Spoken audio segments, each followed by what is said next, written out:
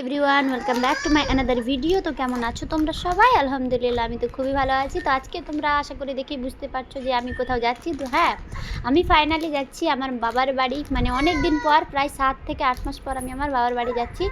তো এটা হচ্ছে সে আমাদের ট্রেনটা, যেটাতে আমরা জার্নি করব, মানে মালদা টাউন টু সুরাত। তো ট্রেনটা দেখে মানে আমি তো প্রথমে ভয় পেয়ে গেছিলাম যে এত ভিড়, বাট পরে করে বুঝতে পারলাম না যে এরা জেনারেল কোচের প্যাসেঞ্জার, তার জন্য এরা তাড়াহুড়ো করে যাচ্ছে। আমাদের তো এসি আছে, তার জন্য মানে আসতে গেলেও হবে, সমস্যা নেই। আর এখানে ট্রেনটা 2 ঘন্টা পর ছাড়বে। আমরা টাইমের আগে চলে এসেছিলাম, তো এখন চলে এসেছি আমি ভিতরে। তো ভিতরে এসে তোমরা দেখতেই পাচ্ছ, এটা হচ্ছে আমাদের সিট। আমাদের আপার ছিল, কিন্তু নিচের লোকগুলো আসেনি, তার জন্য আমি নিচেই বসেছিলাম।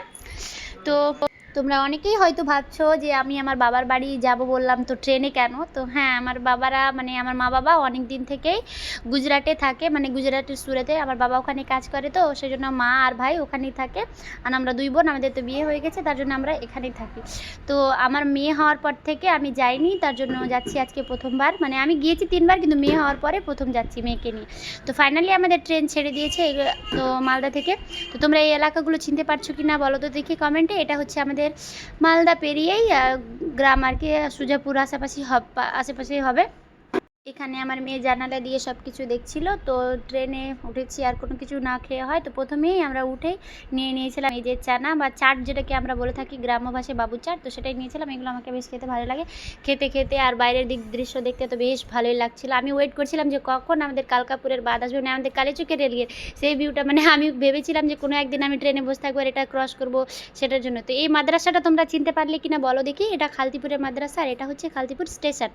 তো খালতিপুর স্টেশন আমরা পেরিয়ে গেলাম। এটা হচ্ছে খালতিপুরের পাওয়ার হাউস, যেখান থেকে ইলেকট্রিসিটি সাপ্লাই হয়। তো ফাইনালি আমরা চলে এসেছি আমাদের কালিয়াচক রেলগেট। তো তোমরা দেখে বুঝতেই পারছো কতটা ভিড়। কালিয়াচক রেলগেটে ভিড় হবে না এটা কি বোঝা যায়? মানে প্রচুর ভিড়। এটার যে কখন সমাধান হবে আল্লাহই জানে। আর এটা হচ্ছে আমাদের ফারাক্কা ব্রিজের উপর দিয়ে যাচ্ছি আমরা। এখানে কিছুদিন আগে আমি ভিডিও বানিয়েছিলাম, রিলস বানিয়েছিলাম, তোমরা অনেকে দেখেছো, আর অনেক সাপোর্টও করেছো, তার জন্য অনেক ধন্যবাদ। আর পাশেরটা হচ্ছে আমাদের গঙ্গা নদীর জলগুলো দেখতে পাচ্ছ, একদম ওথাল পাথাল ঢেউ, প্রচুর জল চারিদিকে। এখানে আমি বসে সেগুলোই দেখছিলাম, আমাকে বেশ ভালোই লাগছিল। তো এখানে আমি আমার ছেলে মেয়েরা খেয়ে নোংরা করে দিয়েছি, সেগুলো উঠিয়ে ফেলছিলাম। আমার ছেলে তো একাই বস, পুরো ক্যাবিন ফাঁকা, আমাদের একাই সে খেলা করছিল। তো চলে এসেছি আমরা ফারাক্কা স্টেশন। আমাদের ফারাক্কা স্টেশন থেকে ওঠার কথা ছিল, কিন্তু এখানে ট্রেনটা মাত্র 2 মিনিট স্টপ নেই, তার জন্য আমি এখানে উঠিনি। কারণ 2 মিনিটে ছেলে মেয়ে নিয়ে ব্যাগ নিয়ে ওঠাটা আমার পক্ষে মানে অসম্ভবই মনে হয়েছিল, তার জন্য আমি মালদা থেকে উঠেছিলাম। তো যাই হোক, আজকের ভিডিওটা এই পর্যন্ত। আর হ্যাঁ, নেক্সটে আসছে হচ্ছে আমার ঈদের শপিং। আমি সুরাতে ঈদের কেনাকাটা করব, তো সেটাই তোমরা অবশ্যই আমার ভিডিওটা দেখো, আর আমার পেজটাকে ফলো করে নিও। আর যদি ইউটিউব থেকে আমার ভিডিওগুলো দেখে থাকো, তো আমার চ্যানেলটিকে অবশ্যই সাবস্ক্রাইব করে নিও। আর তোমাদেরকে আজকের ভিডিওটা কেমন লাগলো অবশ্যই কমেন্ট করে জানাবে। ততক্ষণ ভালো থেকো, সুস্থ থেকো, টাটা, বাই বাই।